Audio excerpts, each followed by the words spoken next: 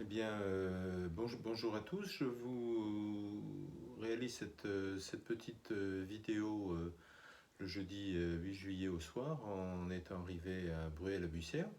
Et je la posterai demain matin, vendredi 9, vers 9 heures, comme d'habitude maintenant. Alors, cette journée qui est un trajet d'Amet jusqu'à Bruay-la-Bussière a été intéressante à plusieurs titres pour moi. Le premier, c'est que c'est le premier jour de chemin sur la Via Francigena, puisque jusqu'à présent, comme je vous l'avais expliqué plusieurs fois, je suis parti en faisant un pas de côté, si l'on peut dire, puisque je suis parti de Boulogne et pris un trajet au sud, à Zincourt, Fruges, euh, puis Amet, c'est-à-dire pas du tout le trajet de la Via Francigena qui part de Calais et fait plutôt une boucle au nord.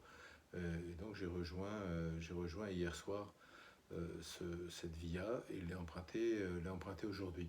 Alors c'est un grand changement parce que par rapport aux 3 jours précédents où j'ai un peu galéré pour trouver les chemins, les retrouver, chercher les signalétiques, jongler avec la carte GPS, etc. Euh, la Via Francigena, c'est extrêmement bien balisé et il y a une application qui marche très bien quand il y a du réseau, qui a une fonction GPS et qui vous situe par rapport au tracé de la via elle-même. Donc c'est beaucoup plus confortable de ce point de vue-là. Et beaucoup plus confortable aussi parce que les chemins sont bien entretenus, donc ça ressemble à ce que j'imaginais avant de prendre la route.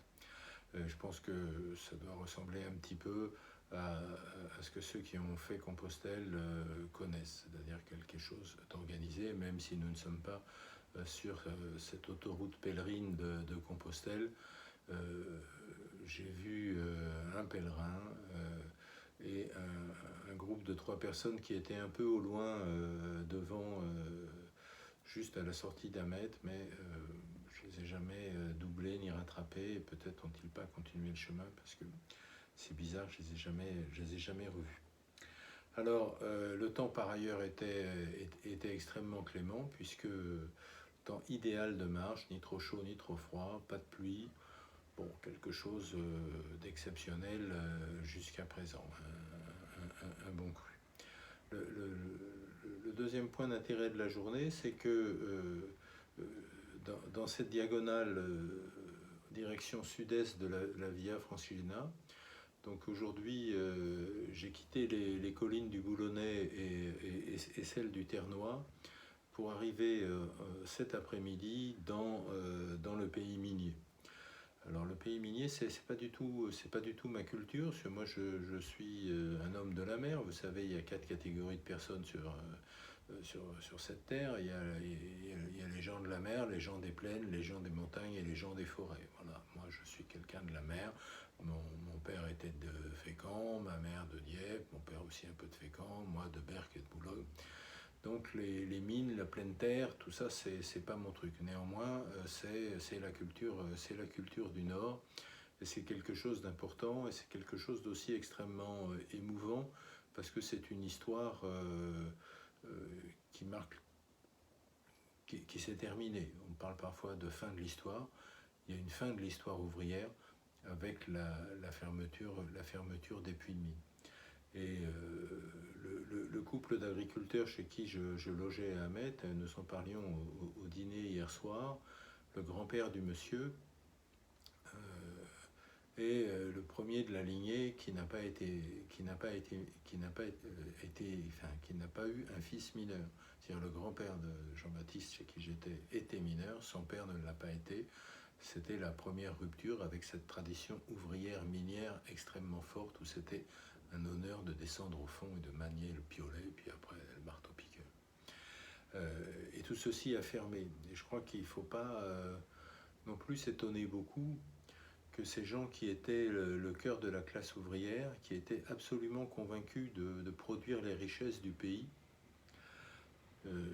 y compris dans le conflit avec le patronat, et les mineurs avec leurs casques et leurs lanternes se faisaient honneur d'être au premier rang des manifestations de Force ouvrière, CGT et la CFTC. La CFTC était extrêmement implantée dans les mines.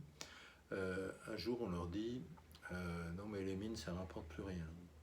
Donc vous ne créez pas la richesse du pays, vous ne créez un truc qui ne sert à rien, puis en plus qui est dégueulasse. Bon, vous le saviez, parce que vous mouriez à 50 ans de la silicose.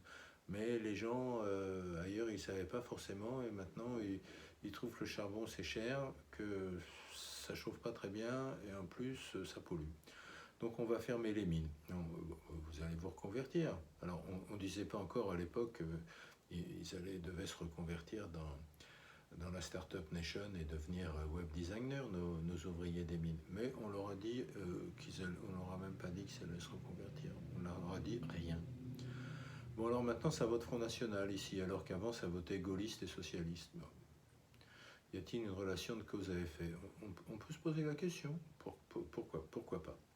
Enfin, en tout cas, on est arrivé face à ce paysage minier que je n'avais pas vu depuis très longtemps.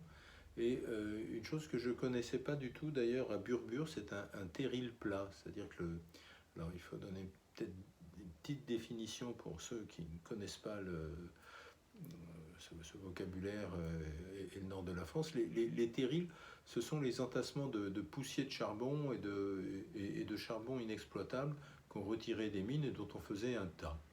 Et ce tas avait la plupart du temps une forme pyramidale. Donc c'est cette forme extrêmement connue des pyramides de charbon qu'on appelle des terrils.